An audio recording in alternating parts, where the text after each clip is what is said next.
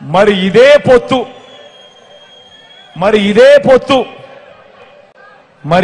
పొత్తు ఇదే ముగ్గురు ఇదే పార్టీలు ఇదే పొత్తు మరోసారి ఈ ముగ్గురి కూటమి గతంలో ఇచ్చిన హామీలు ఏవి కూడా అమలు చేయకుండా మరోసారి ఇదే మాదిరిగా మీటింగులు పెట్టి మరో మేనిఫెస్టో అంటూ రంగురంగుల వాగ్దానాలు ముగ్గురు ఫోటోలు వేసి సంతకాలు పెట్టి ఇంటింటికి పంపినట్టుగానే మరోసారి ఇదే డ్రామా 2014 కంటే ఇంకా ఎక్కువ హామీలు ఇస్తూ మరోసారి మోసం చేసేందుకు మరో మేనిఫెస్టోతో ఇంకో డ్రామాకు తెరదీస్తా ఉన్నారు.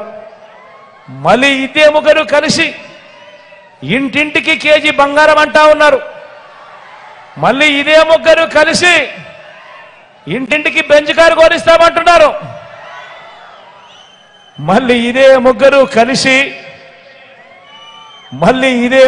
కలిసి సూపర్ 6 అంటా ఉన్నారు, సూపర్ 7 అంటా ఉన్నారు. మరి ఆలోచన చేయమని అడుగుతా ఉన్నాను. మరి వదల బొమ్మాలి అనంటూ మళ్ళీ పేదల రక్తం పీల్చేందుకు ఈ పసుపు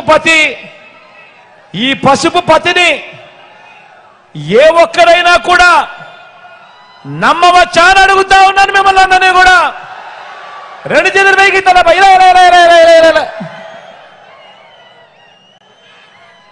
నమ్మిన వారిని నట్టేట ముంచి అధికారం ఎలాగైనా దక్కించుకోవాలని మరోసారి మన రాష్ట్రాన్ని దోచుకోవాలని బాబు ప్లాను.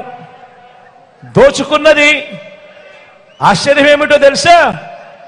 ఈ మనిషికి అధికారం కావాల్సింది ప్రజలకు మంచి చేయడం కోసం కాదు, ప్రజల గుండెల్లో నిలిచిపోవడానికి కోసం కాదు. కేవలం వీళ్ళకి అధికారం కావాల్సింది దోచుకోవడం కోసం, దోచుకున్నది పంచుకోవడం కోసం. దీనికి వీళ్ళకి అధికారం కావాలి. మరి ఇలాంటి బాబును, ఇలాంటి కూటమికి బుద్ధి చెప్పాలా వద్దా అని అడుగుతా ఉన్నాను. గవర్నమెంట్ బడిలో ఇంగ్లీష్ మీడియం వద్దన్న వారికి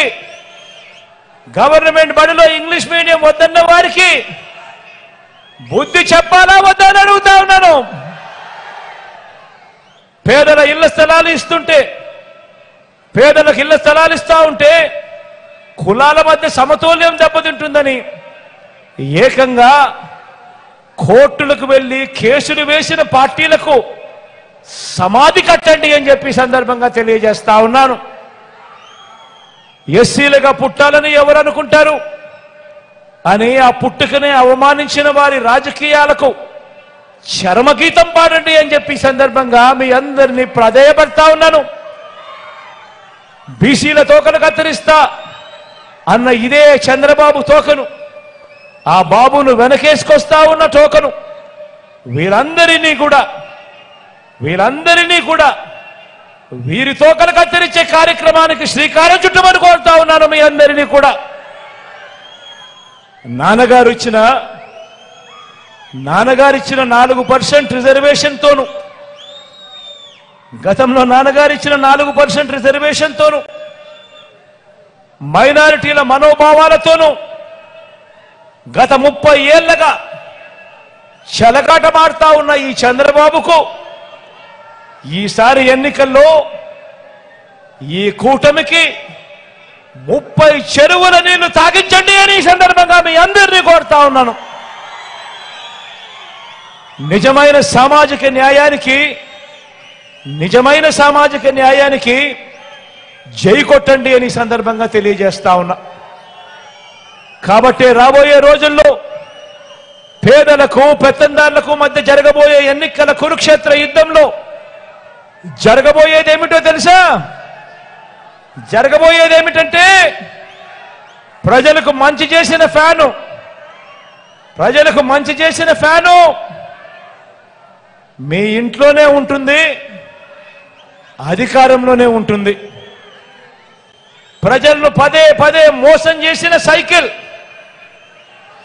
ఇంటి బయటే ఉంటుంది, బాబు ప్యాకేజీను గటగట తాగేసి తన వారిని తాకట్టు పెట్టిన